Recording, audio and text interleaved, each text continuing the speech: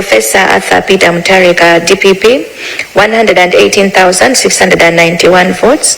Phunziro Mvula, Independent, 277 votes. Frank Tumpale Mwenifombo, NDP, 56 votes. Dr. Kondwani Nankuma, PDP, 89 votes. Jordan Sauti, PCP, 53 votes. Smart Mulumbe Swira, Independent, 29 votes. Milward Tobias, Independent, 23 votes. Dr. Michael Biswick Usi Ojazaki Alibe Mlandu, 279 votes. Palombe. Kupalombe, amene analembetsa mkaundula wa voti anali 170,605. Ndipo amene anatuluka kukaponya voti yawo anali 143,912. Imene inali 84.4%. Mavoti osavomerezeka anali 2,161. Imene inali 1.5%. Mavoti ovomerezeka anali 141,751. Amene ayenda motere. Dr. Joyce Hilda Banda, PP, 548 votes. Tokozani Manyika Banda, Independent, 246 votes. Akwame Bandawe Anyamata Atsikana Azimai, 242 votes. Dr. Lazarus McCarthy Chakwera Malawi Congress Party, 2,305 votes. Kamuzu Shiwambo Petra, 182 votes. Adil James Chilungo, Independent, 148 votes. Cosmas Felix Chipochola, Independent, 126 votes. Dr. Dalito Kabambe, UTM, 950 votes. Atupele Austin Muluzi, UDF, 2,032 votes. Professor Arthur Peter Mutharika, TPP, 134,205 votes. Phunziro Mvula, Independent, 348 votes. Frank Tumpale Mwenifombo, NDP, 77 votes.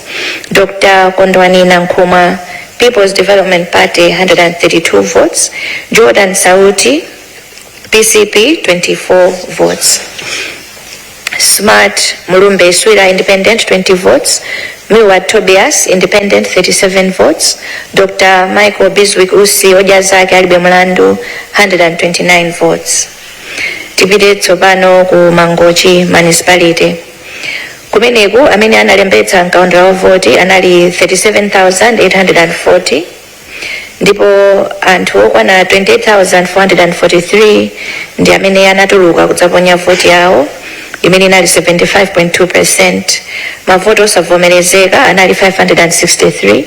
Imene inali 2%. Mavoti ovomerezeka anali 27,880. Amene ayenda motere. Dr. Joyce Hilda Banda, PP, 173 votes. Tokozani Manyika Banda, Independent, 38 votes. Akwame Bandawe Anyamata Atsikana Azimai, 28 votes. Dr. Lazarus McCarthy Chakwera, MCP, 1,290 votes. Kamuzu Chiwambo Petra, 30 votes. Adel James Chilungo, 80 votes. Cosmas Felix Chipochola, Independent, 20 votes. Dr. Dalito Kabambe, UTM, 880 votes. Atupele Austin Muluzi, UDF, 3,069 votes. Professor Arthur Peter Mutharika, DPP, 22,113 votes. Phunziro Mvula, Independent, 55 votes. Frank Tumpale Mwenifombo, NDP, 16 votes.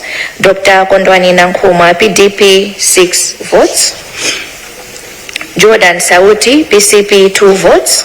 Smart Mulumbe Swira, Independent, 7 votes. Milward Tobias, Independent, 2 votes. Dr. Michael Biswick Usi Ojazaki Alibe Mlandu, 71 votes.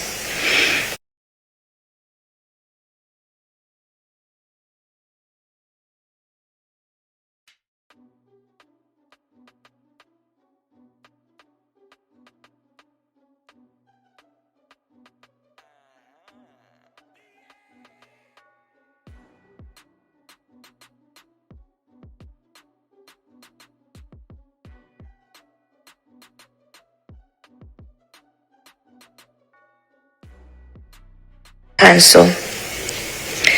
Kumeneku anthu amene analembetsa mkaundula analipo 826,779 ndipo anthu okwana 617,030 ndi amene Dr. Joyce Hilda Banda, PP, 5,362 votes. Tokozani Manyika Banda, Independent, 3,426 votes. Akwame Bandawe Anyamata Atsikana Azimai, 9,066 votes. Dr. Lazarus Makathe Chakwera, MCP, 511,625 votes. Kamuzu Chiwambo, 2,000. Kamuzu Chiwambo Petra, 2,879 votes. Adeo James Chilungo, Independent, 876 votes. Cosmas Felix Chupojola, Independent, 1,089 votes. Dr. Dalito Kabambe, UTM, 8,459 votes. Atupele Austin Muluzi, UDF, 1,816 votes.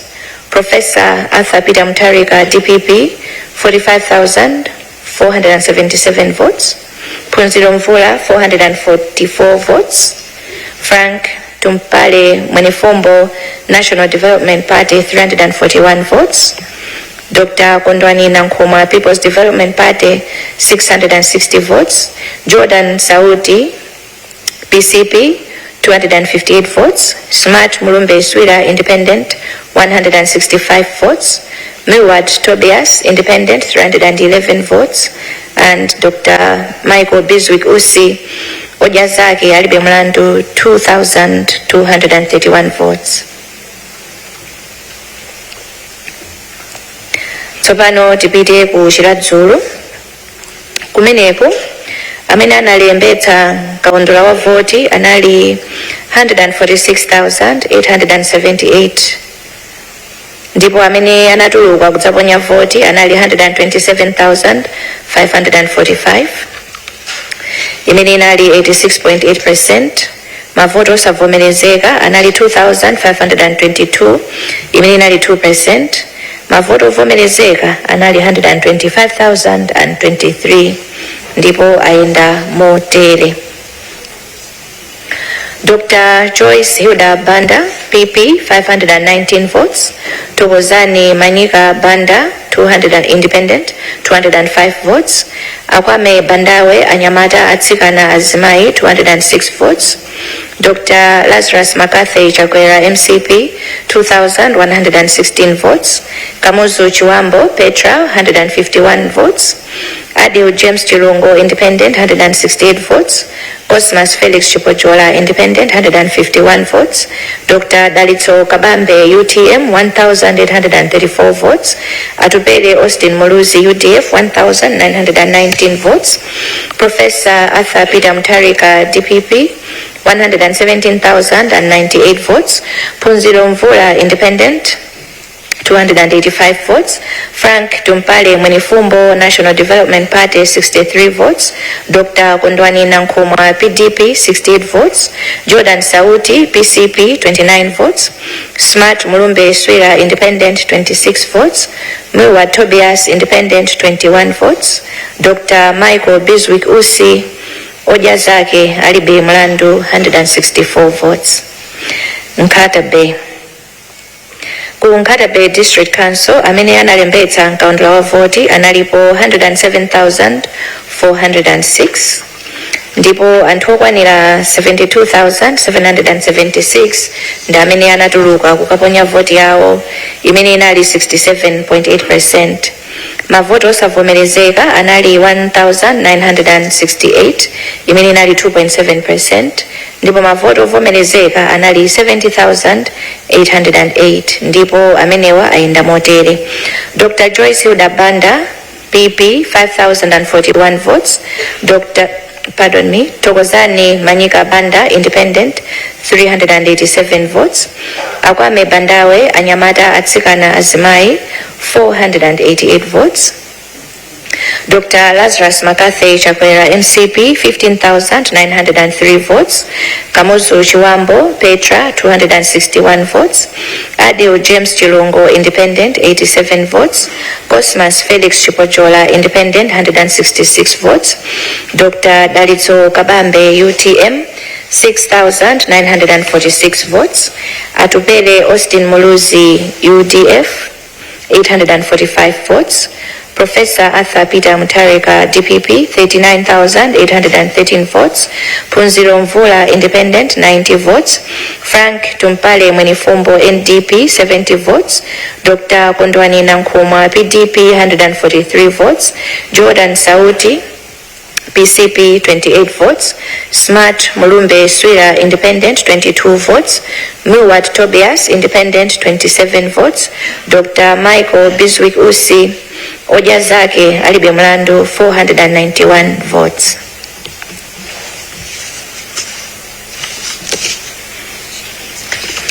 Pamenepa ndi pamene tamalizira ma konsolo athu mene mavoti tawerengera. Tinafotokozera kuti chisankho chathu chinachitika ma polling station 15,148 ndipo anthu amene anabwera kuzaponya voti nafotokoza kuti anali 5,502,982 imene inali 76.4% ya iwo amene analembetsa mkaundula wathu wa voti, ndipo mavoti athu osavomerezeka anali 155,225 imene inali 2.8%. Tifotokoze kuti zotsatira zathu timawerengetsera ndi voti imene kandidati wina aliyense wapeza. Ifeyo timangowerengera kuti mavotiwo ayenda motani malingana ndi mmene anthu aponyera voti. Cholinga ndicho kuti liwu la wina aliyense lithe kuyankhula ndi voti yake, ndipo ndi voti imene imalunjika kuti chisankho chathu chayenda motani. Ndiye tikaphatikizira zonse zimene takhala tikuwerengera kuchokera pa tsiku lija tinayamba kulusa zotsatira zathu kufika lero, mavoti ovomerezeka analipo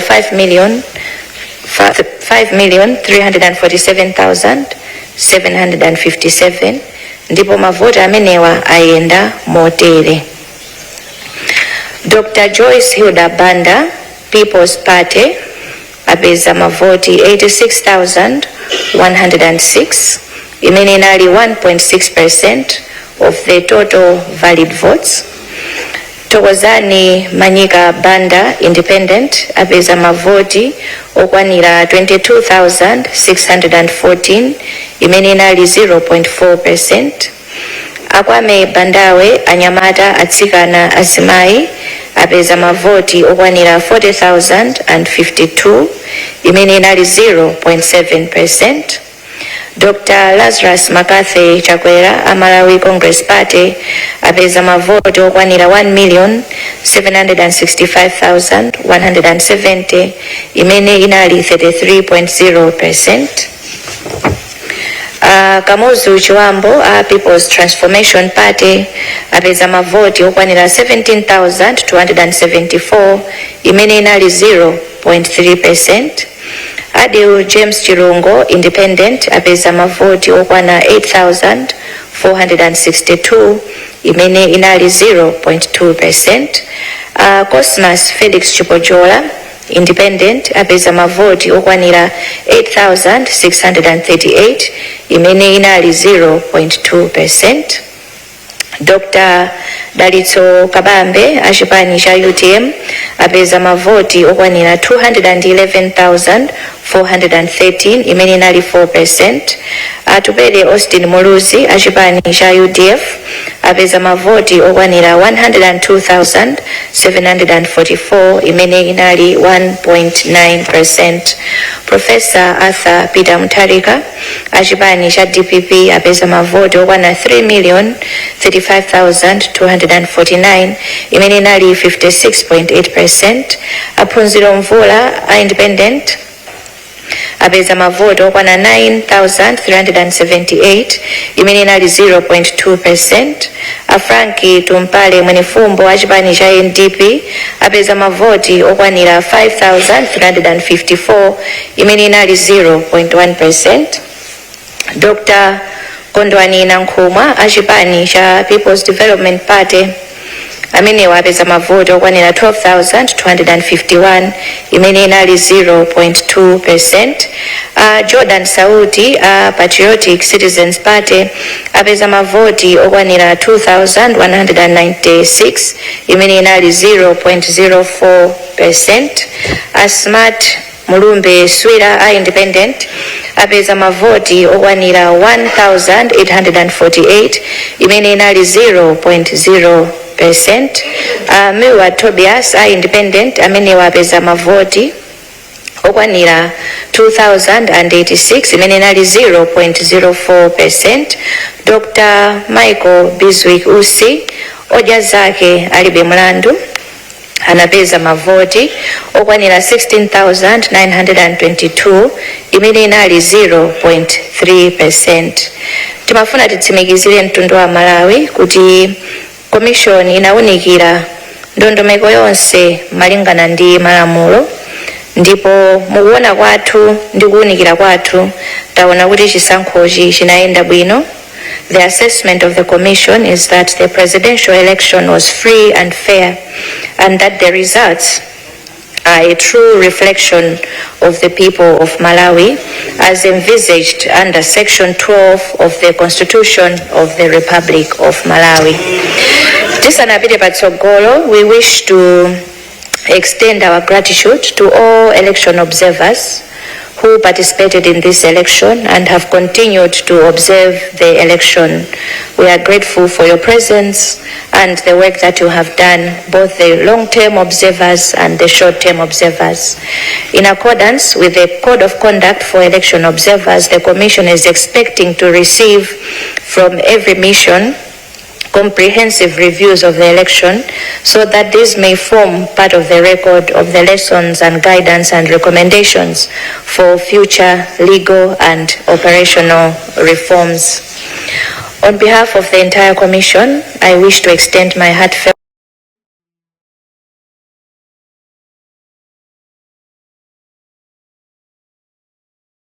and the Vice President-elect. You have been elected by the people of Malawi to lead them into a brighter future. You have been bestowed with a heavy responsibility of leading the development agenda of the nation for the next 5 years. We urge you to work and to perform your best, and not to betray the trust and confidence of the people of Malawi who have elected you as their president and vice president. Maloma bungwe la Malawi Electoral Commission tifunire zabwino iwo amene asankhidwa ngati president komanso vice president yawo. Mwasankhidwa ndi anthu nzika za dziko la Malawi kuti mwatsogolere kutsogolo labwino. Mwapatsidwa udindo waukulu kuti mutsogolere dziko ili kuti chitukuko chathu chipite patsogolo mu zaka 5 zimene zikubwerazi.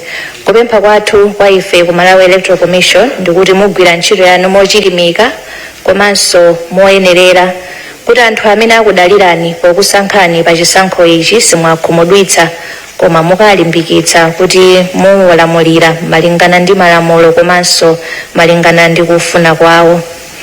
Kwa iwo amene sanapambane pa chisankho ichi, kunena kwathu kuti ichi ndi chisankho chimene Amalawi achita, chilandireni momvelera. Tinafotokoza kuti chisankho ndi mpikisano, kumakhala ena opambana ena osapambana. We urge all of you, our candidates who have not made it this time, to accept the results with grace and with generosity. Kupempha kwathu ndikuti mupitiriza to play your part in building Malawi into a greater nation. The Commission wishes to extend its gratitude to all the candidates who have conceded their defeat in the democracy, chifukwa Code of Conduct yathu inapempha kuti kwa iwo amene sapambana pa chisankho ichi adzavomereze zotsatira, ndipo ngati pangakhale vuto adzagwiritse ntchito njira zimene zilipo pa malamulo kupita ku mabwalo a milandu. Tithokoza Malawi onse chifukwa chosunga bata ndi mtendere mu nthawi iyi. Malawi wathu ndi mmodzi, takhala tikunena choncho, ndiye kupempha kwathu is that we continue to maintain peace and calm. Amini tukusangalala tini tisangalale osati monyoza yena, tini tisangalale momangirira dziko lathu. To every Malawian, we wish to say that what binds us together is the fact that we all are Malawians and we are much stronger than all that separates us. Let us all work together to save our country and to give our future generations a better, stronger and prosperous Malawi. Let us maintain peace and public order following the declaration of these results. And now, ladies and gentlemen, by the powers vested in me, by Section 80, subsection 2 of the Constitution, as read with Section 95, subsection 6A of the Presidential, Parliamentary and Local Government Elections Act, I, Justice Annabel Ntalemanja, hereby declare candidate Professor Arthur Peter Mutharika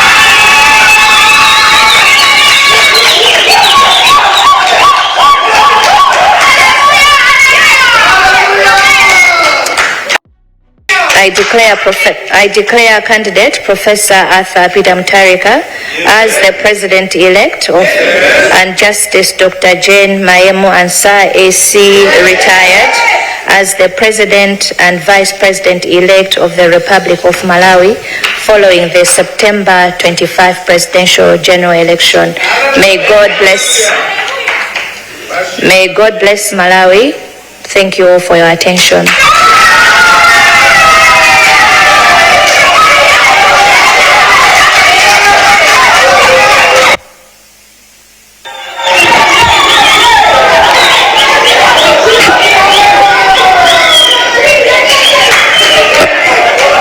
Let us bow down our heads in prayer.